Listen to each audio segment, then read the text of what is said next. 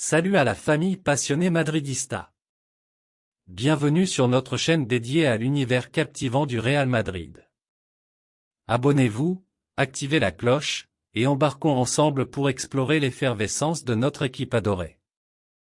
Le Real Madrid appelle Mbappé, la discussion dévoilée pour le Real Madrid, cette fois pourrait enfin être la bonne pour recruter Kylian Mbappé. Après plusieurs échecs, la Casablanca toucherait au but en ce qui concerne l'attaquant du PSG. D'ailleurs, ça échangerait en coulisses entre les différentes parties. En ce sens, Florentino Pérez et Kylian Mbappé auraient notamment discuté par téléphone. Kylian Mbappé arrivant au terme de son contrat au PSG, le Real Madrid pourrait donc récupérer le Français gratuitement à l'issue de la saison.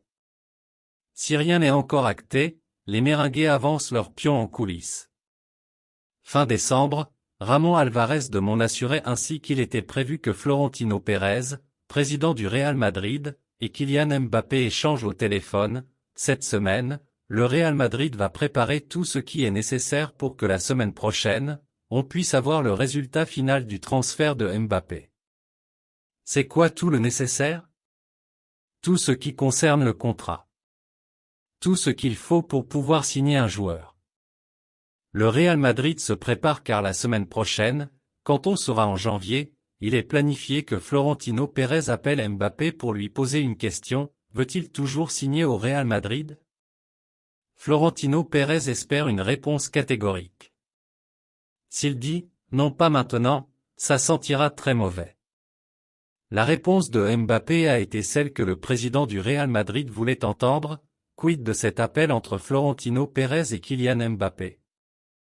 Sur sa chaîne YouTube, Ramón Alvarez de Mon en a dit plus sur l'échange entre le président du Real Madrid et l'attaquant du PSG qui aurait visiblement eu lieu il y a quelques jours maintenant. Le journaliste espagnol a alors raconté: cet appel s'est produit au début du mois de janvier. Florentino Pérez a eu une sensation positive parce que la réponse de Mbappé a été celle que le président du Real Madrid voulait entendre. Pas de réponse pour une prolongation au PSG?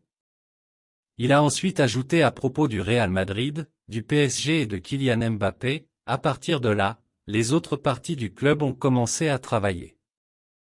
C'est vrai qu'au PSG, on a senti qu'il n'y avait même pas eu de réponse de Mbappé à l'offre de prolongation, mais l'entourage du joueur a écouté. Le Real Madrid veut tout chambouler. Le Real Madrid compte mener une petite révolution dans son effectif en défense, avec plusieurs arrivées l'été prochain. C'est un été 2024 particulièrement animé qui attend le Real Madrid. Quelle que soit l'issue de la saison, le Real Madrid est bien embarqué en Liga comme en Ligue des Champions, ça va bouger cet été. Si le dossier de l'entraîneur a été bouclé, il y a bien d'autres feuilletons à régler au cours de ces mois de juillet et d'août 2024, à l'image des cas Mbappé et Haaland. Si le Français va bien rejoindre la capitale espagnole comme révélé en exclusivité dans nos colonnes le 7 janvier dernier, c'est un peu plus flou pour le Norvégien. Quoi qu'il en soit, les médias ibériques sont persuadés qu'il est tout à fait possible de voir les deux hommes évoluer ensemble sous la tunique blanche dans un avenir assez proche. Au-delà de ces dossiers dits galactiques pour l'attaque, il y a d'autres secteurs que les dirigeants merengues souhaitent renforcer en priorité. C'est le cas de la défense, et surtout des latéraux. Tout changer derrière. Le quotidien Marca fait le point ce lundi et en dit plus sur les intentions des têtes pensantes madrilènes. Le Real Madrid veut ainsi tout chambouler sur les flancs et pour le côté gauche, le favori est déjà choisi depuis longtemps: Alphonso Davies, Bayern.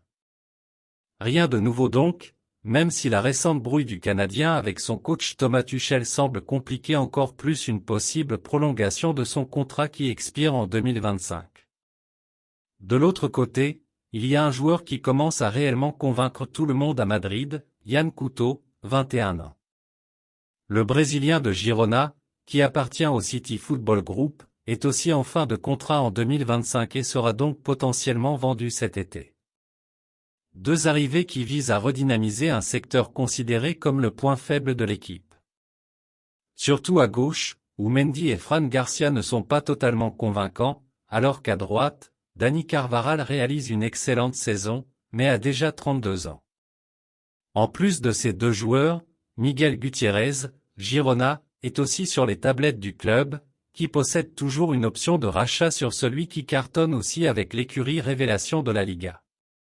Alex Jiménez, latéral droit de 18 ans prêté à Milan actuellement, est aussi dans les plans d'avenir du club.